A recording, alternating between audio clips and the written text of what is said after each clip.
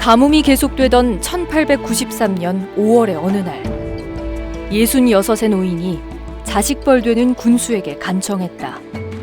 지금은 3년째 가뭄입니다. 게다가 전에 없던 물세까지 내라 하시면 저희들은 먹고 살 길이 막막할 따름입니다. 부디 고부 농민들을 불쌍히 여기시옵소서. 조선시대 하늘과 같았던 지방관의 권한. 젊은 군수는 감면 대신 곤장형을 내렸고 피투성이가 된 노인은 한 달 만에 죽었다. 아비가 죽고 난 뒤 그의 아들 또한 군수를 찾아 애원했지만 사정은 달라지지 않았다. 부조리의 나날. 결국 아비를 잃은 사내는 붓 대신 죽창을 들고 역사로 걸어간다.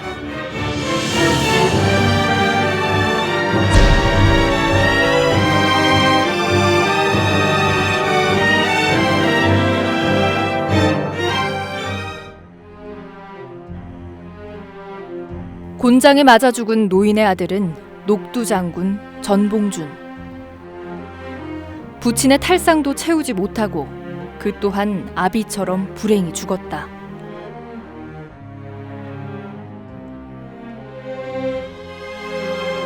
설상가상, 전봉준의 묘는 그저 흙더미를 쌓은 허묘다.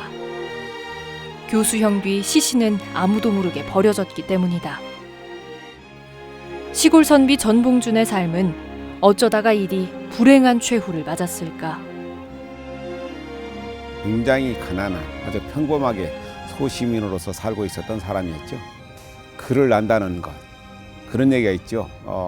지식이 많아지면 걱정도 많아진다. 글을 안다는 것은 여러 가지 그냥 먹고 사는 문제가 아니고 세상이 돌아가는 것을 바라보면서 세상에 근심을 하게 되고 그러면서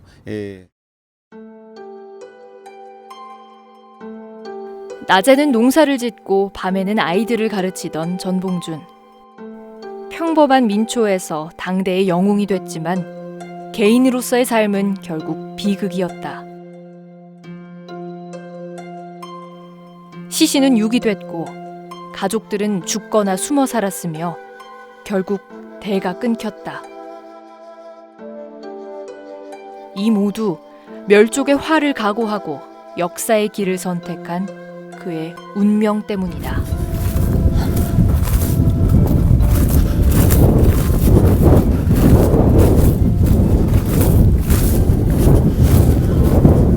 역사학자 E.H. 카가 역사는 과거와 현재와의 대화라고 했거든요.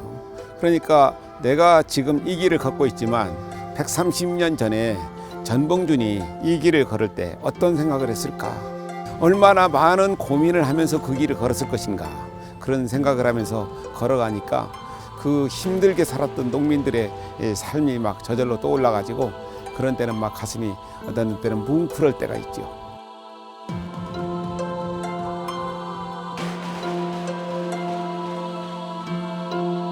(130여 년) 전 전봉준은 이 배들평야를 지나 강가로 걸었다.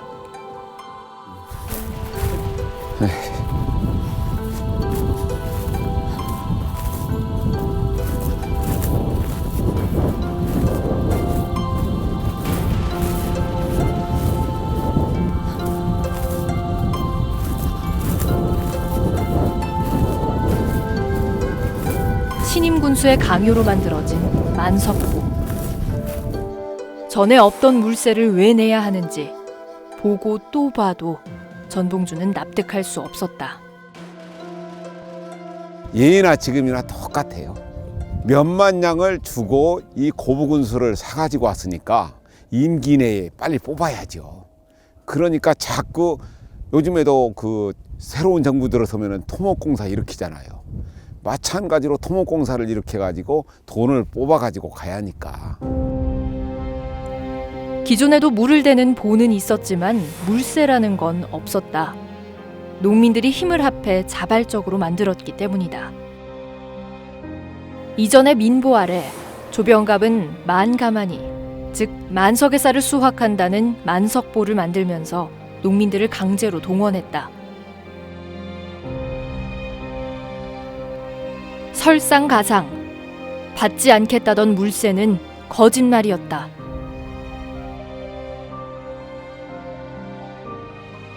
백성은 안중에도 없던 군수 조병갑.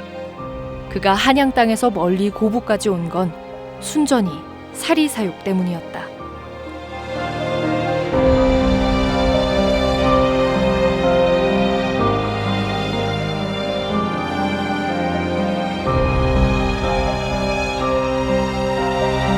나주 다음에는 컸을 거예요, 여기가 땅이 넓고 그리고 그 땅이 기름지고 바로 옆에가 이제 부안이나 고창으로 인해 가지고 서해바다에서 나오는 물산이 풍부하잖아요.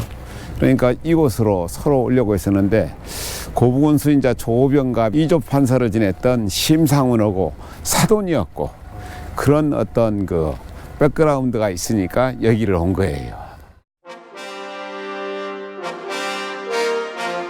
지금이야 작은 면 단위지만 조선시대의 고부는 아무나 벼슬 할 수 있는 곳이 아니었다. 자식이 벼슬을 얻어 호남 땅에 가면 좋겠다는 것이 당대의 노랫말이 될 정도였다. 무지랭이 농민이 생사를 하소연한들 고부군수 조병갑의 귀엔 들어올 리가 없었다.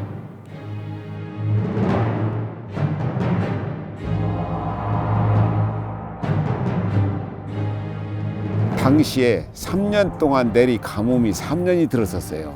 그러니까 도저히 먹고 살 길이 없는데 물세를 받지 않겠다고 해놓고 물세를 받게 되니까 전봉준 아버지 전창혁, 김도삼, 정익서 그런 사람들이 고부 관아에 와가지고 탄원서를 만들어가지고 물세를 감면해달라 했어요.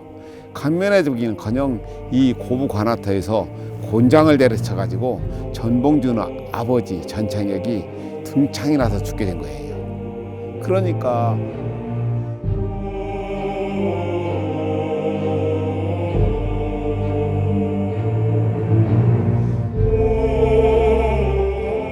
절박한 심정으로 조병갑에게 간청한 이들 중엔 전봉준의 아버지 전창혁도 있었다. 하지만 되돌아온 것은 무자비한 폭력과 죽음의 공포였다. 조병갑의 학정은 이에 그치지 않았다. 와가지고 제일 먼저 했던 일이 자기 아버지가 태인 현감을 지냈었거든. 이게 자기 아버지의 영세불망비를 세운다고 고부 사람들한테 돈을 걷어가지고 해보니까 남는 장사나잖아요. 그러니까 또 하나 어머니가 돌아가셨다고 부조금을 더 받으려고.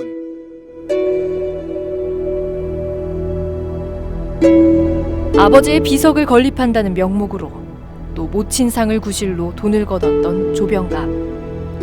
이는 고부 옆 태인에서 부정한 맛을 먼저 본 아버지 조규순의 영향도 있었다. 꼼꼼한 선행학습과 기발한 응용력, 탐관오리 조병갑의 등장은 우연한 결과가 아니었다.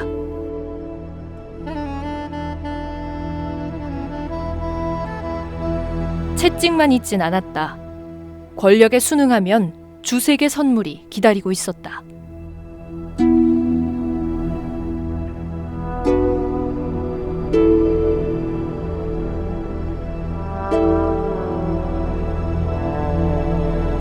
조병갑에게 줄을 선 고부의 아전과 토호들. 그들은 조병갑과 함께 향연을 누렸다. 첩도 있지만 지방에 가면은 원님이 있는 곳에는 대체적으로 기생들이 있었어요. 고부군수 조병갑이 와가지고 자기하고 가까운 사람들하고 마음껏 그 탐욕을 일삼으면서 논의했던 곳이 바로 이 군자정이죠. 1893년 11월 15일 부친을 여인 지 5개월밖에 지나지 않았지만 전봉준은 군수 조병갑에게 또다시 정식 진정서를 제출한다. 아버지의 원통한 죽음에도 울분을 사기며 당대의 절차를 지킨 전봉준. 결국 곤장을 맞고 쫓겨난 그는 드디어 이곳 송두호의 집에서 죽음을 각오한다. 300명 거사를 담으며 사발 통문을 작성한 지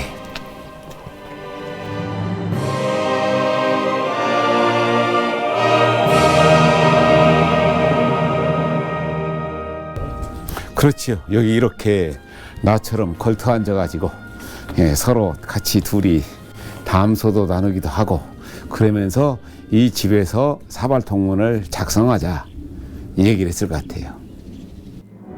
부조리를 거부한 전봉준과 20여 명의 사람들.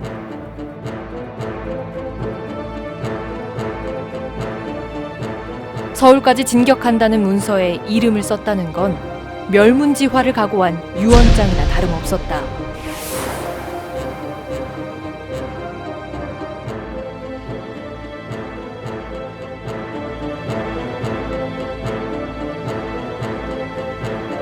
목숨을 넘어선 거사였지만 계획은 보류된다. 사발통문이 작성된 직후인 11월 말, 조정에서 조병갑을 익산 군수로 발령냈기 때문이다. 익산으로 옮겨갔으나 조병갑의 힘은 조정을 능가했다. 후임 고부 군수로 5명이나 천거됐지만 일신상의 사유로 모두 고사한다. 한양에서는 왕실과 조씨 가문이, 전주에서는 전라감사 김문현이 그의 뒤를 도왔기 때문이다. 결국 1894년 갑오년 정초, 조병갑은 한 달 만에 고부 군수로 재임된다.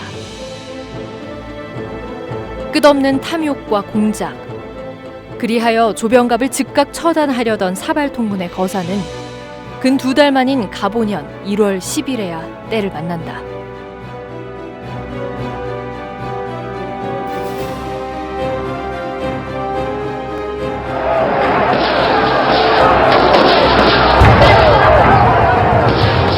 하지만 이번에도 조병갑은 재빨랐다.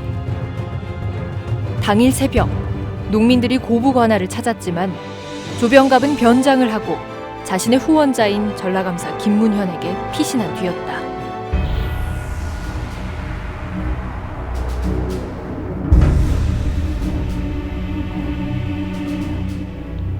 조정에서는 사태를 해결하려 이용태를 보낸다.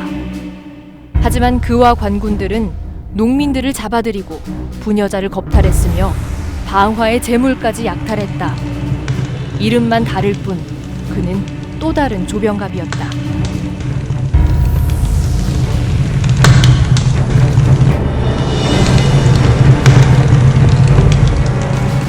결국 3월 20일 수많은 조병갑과 싸우기 위해 전봉준은 호남의 동학 지도자들과 무장해서 농민전쟁을 선포하고 그 중심에 선다. 전봉준은 사실은 세력이 없었잖아요. 그리고 서당 훈장은 노릇을 했었고 인품이 뛰어났기 때문에 삼국지에서도 사실 관훈장이 있고 그 대단했던 장비가 있는데 유비가 허약한 것 같지만 유비가 많은 사람들을 갖다가 끌어들이는 인품 그런 것들이 있었기 때문에 삼국지에서도 유비가 했던 것처럼 그 역할을 전봉준이 했지 않는가.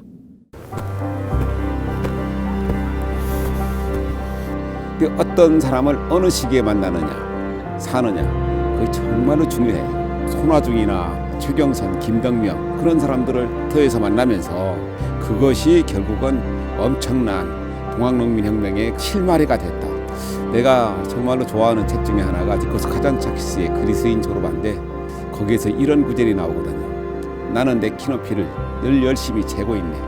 사람의 키높이란 기후, 침묵, 고독 그리고 함께 있는 사람에 따라 눈부시게 달라질 수 있는 것이라네. 그래서 인간이 어떤 시기에 누구를 만나고 사느냐에 따라 가지고 엄청나게 달라질 수 있는 것이에요.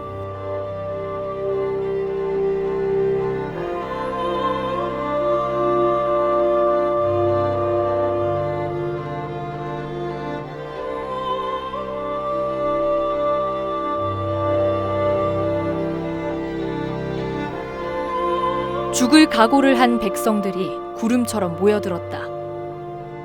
무장에서 수천 명으로 시작된 농민봉기가 엿새 뒤 백산에선 만여 명으로 늘어난다. 흰옷 입은 농민군들 10,000명 모였잖아요. 서 있으면은 백산, 죽창을 들 농민군들이 앉아 있으면 죽산, 그래서 서면 백산, 앉으면 죽산이라는 말이 만들어졌는데, 여기에서 동학군들이 처음으로 군사 대열을 만듭니다. 누구는 무엇을 맡고 누구는 무엇을 맡고, 그러면서 전봉준을 총대장, 그다음에 총괄령 손아중, 김계남, 그렇게 하면서 여기에서 백산 창문을 낭독합니다. 그러면서 4대 강령을 발표했던데, 그러니까 처음으로 진영을 제대로 갖췄던 데가 바로 백산이기 때문에 백산이 동학농민혁명에서 굉장히 중요한 한 획을 그었던 곳이죠. 여기까지 온 것은 백성을 도탄에서 건지고 국가를 반석 위에 두자는 데 있다. 안으로는 사막한 관리의 목을 베고 밖으로는 횡포한 강적의 무리를 몰아낼 것이다. 백성들이여, 조금도 주저하지 말고 일어나라.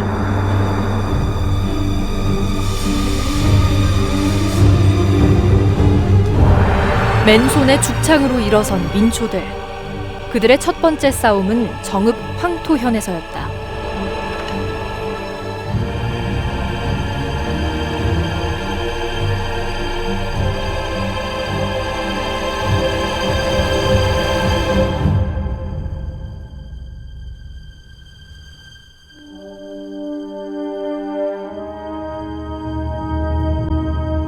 (1894년) 갑오년 음력 4월 7일 동학농민군들은 1000여 명이 넘는 전라감영군을 상대로 승리한다. 올해 처음 제정된 동학농민혁명 기념일은 바로 이 황토현 전투에서 승리한 날이다. 감영군하고 보부상하고 합쳐가지고 한 2000여 명이 됐다는데, 전봉준이나 손아중이나 최경선이나 그 사람들은 이 지역에서 살았기 때문에 이 지역을 잘 알잖아요.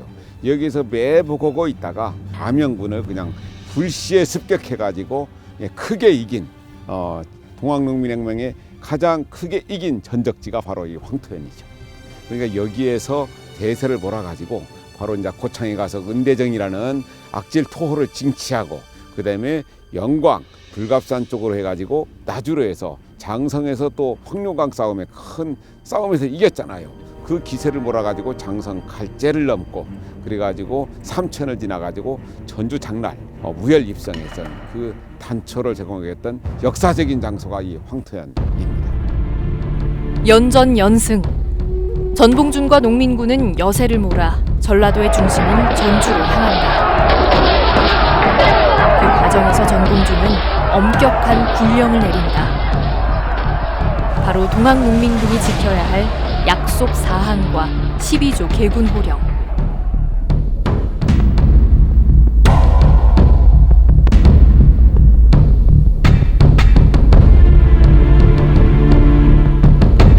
전봉준은 백성의 목숨과 재산, 나아가 사람의 도리까지 지키고자 했다.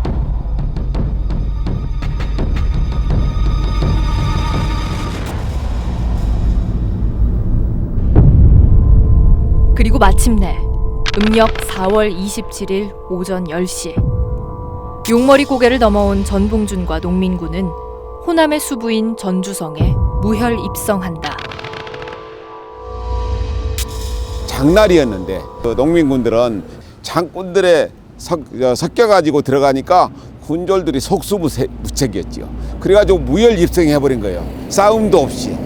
그러니까 이 전주성을, 전주 이씨의 관양이라고는 전주성을 그냥 내줘버린 거예요. 민심들도 그 당시는 동학농민군 편이었었죠. 그래서 동학농민군은 이 전주성 안에 있고, 관군은 나중에 홍계운이 거느린 관군이 완산칠봉에다 진을 치고 이곳에서 아주 접전이 벌어지죠.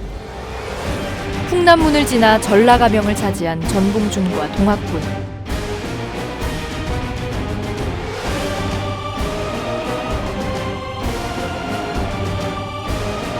조병갑의 뒤를 봐주던 전라감사 김문현은 이미 주랭랑을 친 뒤였다.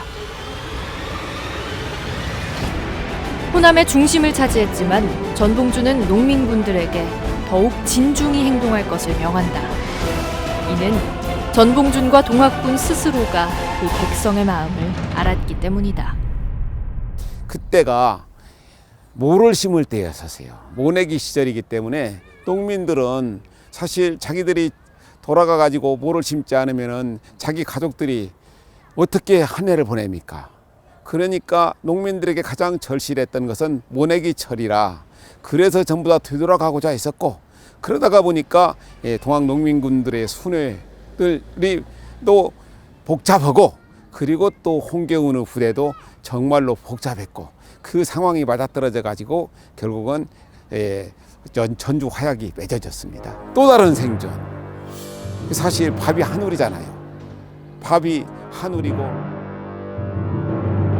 불과 몇 개월 사이 전봉주는 역사의 중심에 서 있었다. 10,000명이 넘는 농민군의 생사와 그 피부치들의 운명마저 그에게 달린 상황이었다.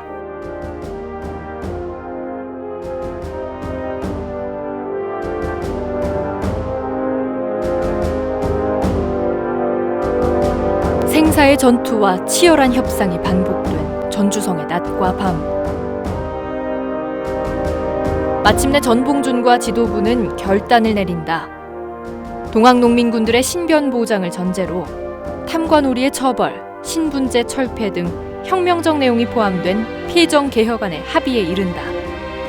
자, 이제 우리 백성들의 뜻을 아래와 같이 전한다. 그렇게 동학농민혁명군은 전주성 점령 열흘 만에 해산한다. 해산 직후 전봉주는 가족들을 만났다. 아내와 시집간 딸, 어린 아들들을 2달 만에 얼싸 안았다. 넷째, 불량한 유림과 양반을 징벌한다. 다섯째, 노비 문서를 불태워 없앤다. 여섯째, 백정들만이 쓰는 모자를 없앤다.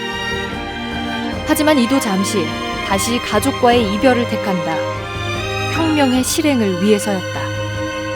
정말로 큰일이죠. 우리가 오늘날은 전부 다 양반들이 참 많다 하지만 양반은 사실 피라미드형이거든요. 양반은 불과 얼마 안 되고 나머지는 전부 다 쌍놈이었거든요. 대부분의 사람들이. 그렇기 때문에 자기들이 공고한 지위 있지 않습니까? 그것을 위해서 사실은 노비나 양민들 전부 다 그런 사람들을 부려먹고, 그것이 조선왕조 500년 내나 이어졌던 것이죠. 그러니까 그 당시에는 도저히 있을 수가 없는 관과 민이 합쳐가지고 정치를 주관하는, 아주 어떤 의미에서는 오늘날의 지방자치제의 효시가 된 것이 바로 집강소의 설치라고 볼 수 있습니다. 집강소라. 혁명의 거점이었던 집강소. 유일하게 남은 김제 원평의 집강소는 그 의미 또한 특별하다. 신분 차별 없는 세상을 만들겠다 하니까 백정 출신의 그 동록계가 자기 원평 대접주한테 이 집을 헌납하면서 이곳에서 집강소를 열어라 했던 곳이 바로 이곳이죠. 다 사라져 버렸어요. 우리나라 전라도에 53개 군현에 집강소가 설치됐었는데 다 사라져 버리고, 평등한 세상, 동록계의 꿈. 동네 개 취급을 받았던 조선의 백정 동록계. 그의 한과 꿈이 새삼 부각된 건 130여 년이 지난 후인 2017년의 일이다. 죽음을 각오했던 전봉준의 용기와 더불어 동록계와 같은 백성들이 함께 일어섰기에 역사의 한 줄로 남게 된 것이다.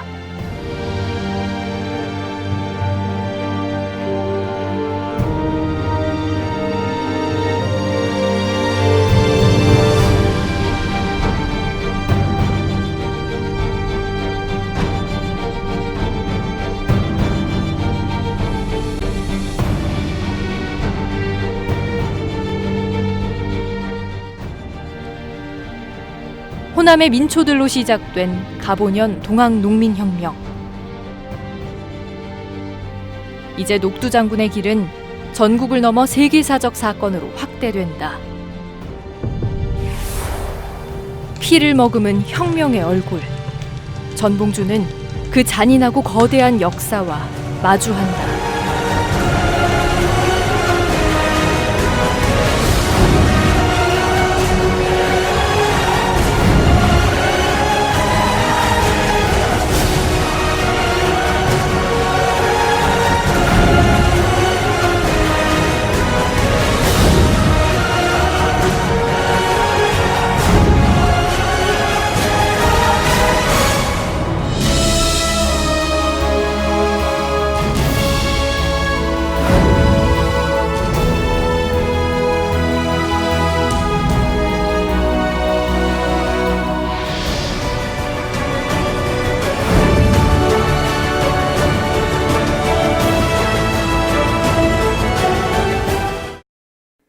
지난 4월 28일에 방송된 신정일의 첫